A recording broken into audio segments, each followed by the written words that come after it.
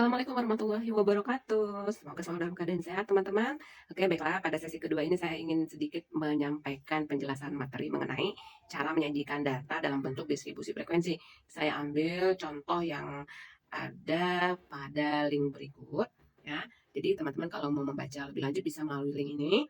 Nah, di sini langkah-langkah dalam kita menyusun sebuah tabel distribusi frekuensi, kita harus menentukan data tertinggi hingga data terendahnya, banyak datanya. Nah, jangkauannya atau ranknya yaitu data tertinggi dikurang dengan data terendah, menentukan banyak kelasnya dengan rumus K sama dengan 1 ditambah 3,3 log N. N itu adalah banyak dari jumlah data nih ya, data data yang belum tersusun nih, data tunggal kita pada contoh soal. Setelah itu kita harus mencari lebar kelas atau panjang interval, jangkauan per banyak kelas rumusnya.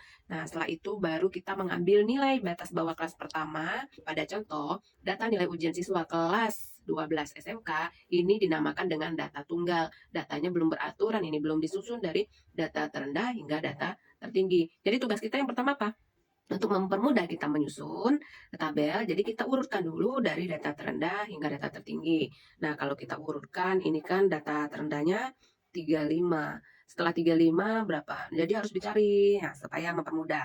Jika malas untuk mengurutkan juga bisa, tapi harus dengan sangat teliti. Yang mana data terendah, mana data tertinggi. Di sini kan yang terendah 35, sudah tuh ada 38, nah itu harus kita urutkan itu. Data tertingginya adalah 99, ya. Nah, setelah itu bagaimana? Kita carilah langkah-langkahnya. Nomor satu, data tertingginya adalah 99, data terendahnya adalah 35. Banyak data ini setelah kita hitung, banyaknya adalah 80. Nah, mencari jangkauan, yaitu data tertinggi tadi 99 kita kurangkan dengan 35, hasilnya adalah 64. Setelah itu kita cari banyak kelasnya dengan rumus 1 ditambah 3,3 log. Nih ya, yang sebelah kiri ini. Oke, jadi 1 ditambah, kita cari dulu 3,3 dikali dengan log dari 80. 80 tadi total data yang di atas ya. Nah, berapa log 80-nya baru dikali 3,3. Hasil dari 3,3 yang dikalikan log 80 adalah 6,28. Baru kita tambahkan dengan 1 di depan. Jadi 1 ditambah 6,28 adalah 7,28. Kita bulatkan saja ke bawah, hasilnya adalah 7. Setelah itu kita mencari panjang interval dengan rumusnya rank dibagi banyak kelas. Rank kita adalah 64. Ini rank 64 dibagi banyak kelas kita tadi 7,28. Didapatlah 64 per 7. 9,14 kita bulatkan menjadi 9 sebetulnya ya. Jadi kalau untuk interval atau panjang kelas itu supaya kita mudah menghitungnya, yang 9,14 ini bisa kita bulatkan ke atas menjadi 10. Tapi khusus untuk panjang interval ya, supaya kita mudah untuk menghitungnya. Nah, asal tidak mengurangi dan menambah banyak kelas yang 7 ini. Oke, kita coba untuk mengelompokkan menjadi tabel distribusi frekuensinya. Pada kolom pertama itu kita buat adalah nilai 35, itu kelas pertama namanya ya, 35-44 itu kelas pertama. 35 itu kita dapat dari data terendah yang ada pada contoh soal tadi, ya, data tunggalnya. Nah, jadi kita buat 35 terlebih dahulu. Untuk mengetahui urutan ke samping atau urutan ke bawah, itulah gunanya panjang interval tadi, yang 9,14 yang kita bulatkan menjadi 10. Yang mau tulis 9 juga boleh, yang pakai 10 biar mudah untuk mengelompokkannya juga boleh. Jadi caranya untuk mempermudah tidak menghitung kalau panjangnya 9 atau panjangnya 10, dimulai dari 35, 36, dimulai dari angka yang kita tulis ya, 35, 36, 37, 38, 39, 40, 41, 42, 43, 44. Nah, 10 itu berhenti di angka 44.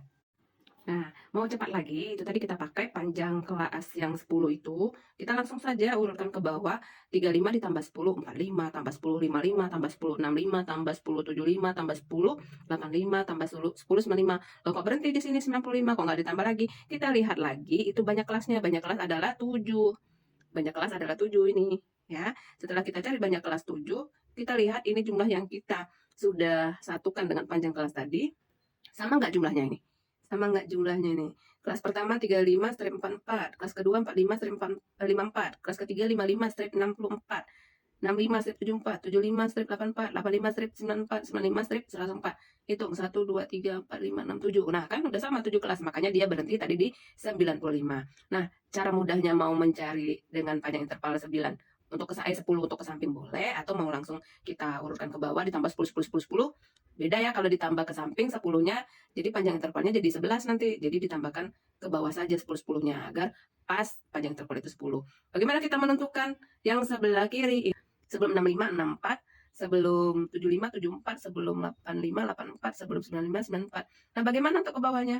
Ya ditambah 10. Nah, yang tadi sama 104. Atau mau dari sini ditambahkan 10 ke bawah juga boleh. Yang penting tidak menyalahi dari hasil yang kita dapatkan tadi. Nah, setelah kita dapatkan di sini, kita buat frekuensi, kita cari frekuensinya berapa. Nah, itulah tadi gunanya kita mengurutkan data yang di atas dari data terendah hingga data tertinggi. Kalau kita biarkan datanya masih berantakan seperti ini, kita akan kerepotan dalam mencari frekuensinya. Nah, di sini didapat frekuensi ini dari 35 sampai 44 itu angkanya ada berapa aja di sini. Kita lihatlah. 35, 1, 38, 1. Sudah itu ada 43 ini ya, yang di bawah ini ada 43. Nah, ini masih dalam rentang 35 sampai 44. Nah, ada 3. Kita lihat lagi, adakah ke sampingnya yang rentang 35 sampai 44? Sepertinya tidak ada. Jadi, kelas pertama itu frekuensinya ada 3. Ya, untuk 35 sampai 44. Begitu juga mencari 45 sampai 54. Kita cari di sini. Kalau sudah kita urutkan, enak ini mencarinya. 45 strip 54. Di sini ada angka 51 masuk 1. Sudah itu berapa lagi? 48 ada di sini 2. Sudah itu ada lagi angkanya di sini sampai 54. Ada 49 di ujung sini ya, 1. Jadi juga ada frekuensinya 3. Jadi begitu seterusnya untuk mencari tabel frekuensinya berapa. Setelah kita mendapatkan tabel distribusi frekuensi seperti tabel di samping kiri saya yang sudah kita cari panjang lebar, baru kita bisa mencari kolom distribusi frekuensi relatif. Caranya bagaimana? Ini masing-masing frekuensi yang kita dapatkan tadi dibagi dengan totalnya, dibagi dengan jumlahnya. 3 dibagi 80 kali 100, yang kedua juga 3 dibagi 80 bagi 100, yang ketiga 8 bagi 80 per 100. Nah, hasilnya itu dinamakan dengan distribusi frekuensi relatif. Kalau distribusi frekuensi kumulatif, dia terbagi dua. Ada frekuensi kumulatif kurang dari, ada frekuensi kumulatif lebih dari. Untuk frekuensi kumulatif kurang dari, itu kita mulai dari angka 0. Kita tambahkan dengan frekuensi yang ada di kelas pertama. 0 tambah 3, 3. Setelah itu untuk kelas kedua, hasil dari frekuensi kumulatif yang pertama tadi kan 3. 3 ditambah frekuensi yang ada ini 3, berarti 6. Nah, selanjutnya begitu 6 ditambah 8, 14. 14 tambah 21, 35. Dan begitu seterusnya. Sehingga kita dapatkan hasil akhirnya pada kelas terakhir, ini sama dengan total frekuensi. Nah, kalau kumulatif lebih dari, itu kita mulai dari total frekuensinya, kita kurangkan dengan masing-masing frekuensi pada kelas ini. Nah, untuk kelas pertama itu 80 totalnya dikurang dengan 3, 77. Kelas kedua 77 kurang 3, yaitu 74. Kelas 3, 74 kurang 8, yaitu 68. 68 kurang 21, begitu seterusnya, sehingga nanti hasilnya akan habis menjadi 0. Itu yang lebih dari. Oke, semoga bermanfaat.